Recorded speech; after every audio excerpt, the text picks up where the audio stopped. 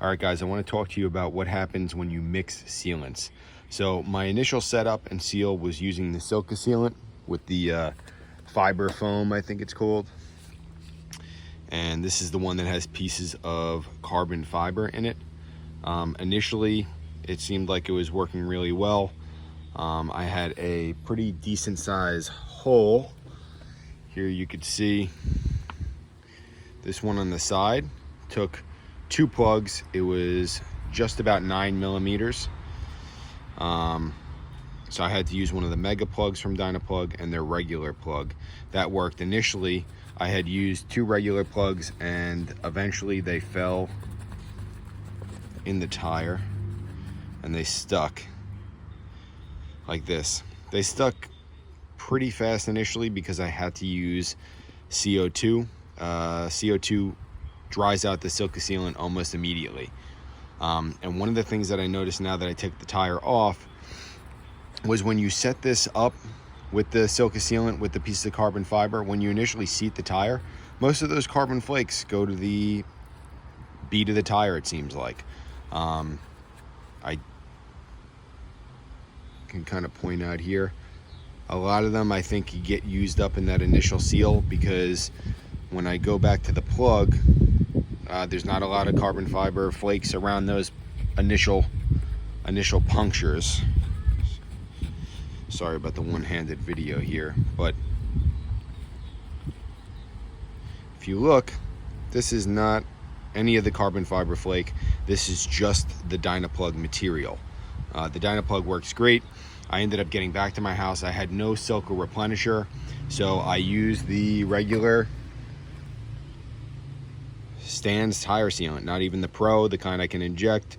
I think the PSI on this, I'd have to look, is well, either way, I don't think they recommend really going above somewhere around 30 to 40 PSI. But it sealed up perfectly on my next puncture. The puncture after that was right in the middle of the tire on the tread. It was about 3 millimeters. I had heard the tire pop. Some of the sealant started to come out. I put my finger on it. I grabbed my Dynaplug, sealed it right up, and I ride these. These are 33 millimeter tires. I ride them at 55 PSI in the back and 50 PSI in the front because I am not exactly light. I weigh about 180 to 185 pounds. So these are definitely on the upper limits pressure-wise of what Stan's recommends. But when I peeled this tire off, I still had a lot of sealant left in it. The Stan's sealant did not seem like it interacted at all with the Silca sealant. I'm definitely not going back to the Silca sealant because I do not think it works well. It dries out really fast. I'm going to try the Endurance sealant. I think that this has little flakes or particles in the bottom that you can still inject. They're not that big. It's supposed to last longer, and I think that this will go really well with the Dynaplugs. But I just wanted to talk about my experience running these 2 sealants together. There's not a lot of information on mixing sealants, but in a bind, you can definitely mix Stan's regular no tubes with the Silca sealant, and that's it.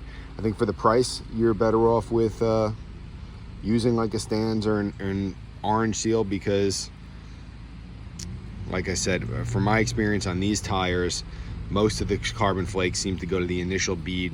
They dry out really fast. You can't use any CO2 at all. They'll immediately dry out the tires. So that's it. Once again, these are the Ultra Dynamico Cava Races. I still have a good amount of tread life left in these.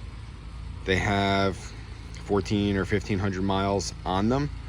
And yeah, I just had 2 decent sized punctures on there.